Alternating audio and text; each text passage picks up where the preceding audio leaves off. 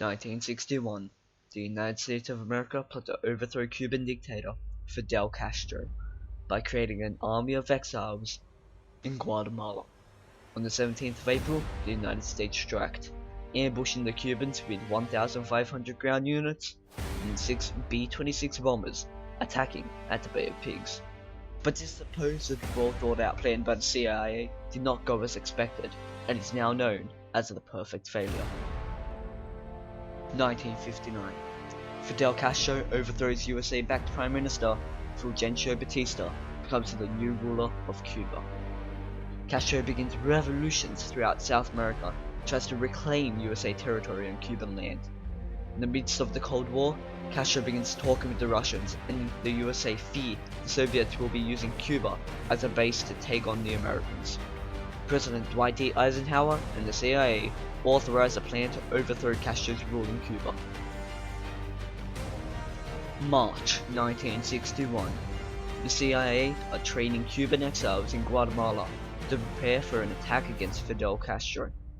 The Cubans agreed to fight against their homeland with the thoughts that they would bring democracy and freedom into Cuba, whilst the CIA expected the Cuban citizens to revolt against Castro.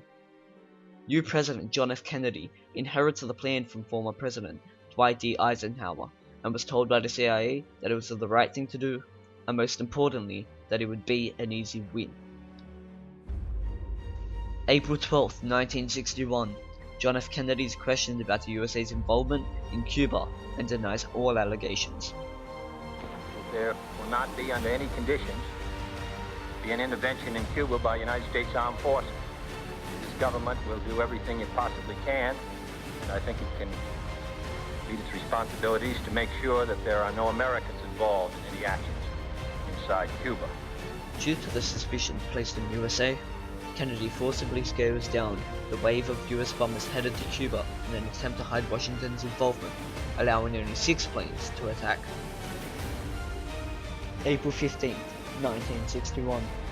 The United States of America sent 6 B-26 bombers to Cuba, disguised in the colors of the Cuban Air Force. Their mission? To eradicate Castro's airfields, but due to the scaled down attack, only 3 planes are destroyed and 7 civilians are killed. April 16, 1961. A memorial service is held by the Cubans for the civilians killed by the USA bombers, and Fidel Castro speaks out.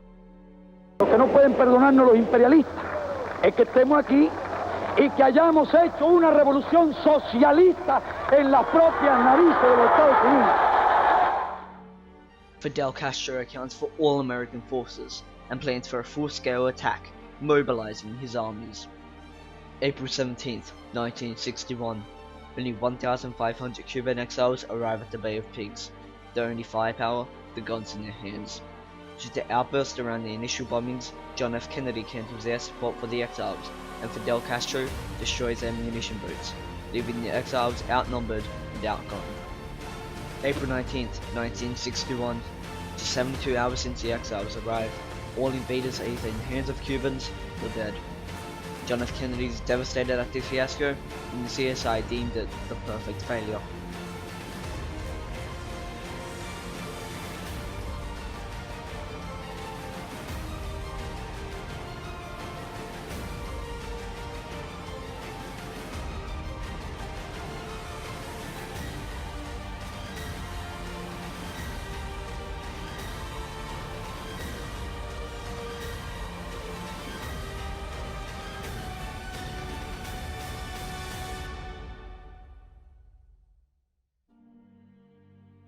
The Bay of Pigs invasion failed because of one main flaw in the USA's plan: John F. Kennedy. Just days before the invasion, Kennedy was anxious after being questioned on the issue and downsized the whole mission. This in tow created an uneven battlefield for the Cuban exiles and diminished the USA's chances of winning. President Kennedy allowed these men to go into battle without any support and expected them to defeat the entire Cuban army. Kennedy didn't realize the stupidity of the plan until after the invasion, leaving himself asking, how could I have been so stupid to let them go ahead? If Kennedy had thought about the possibility of failure prior to the attack and had reshaped the mission, the Bay of Pigs invasion could have succeeded, but that wasn't the case.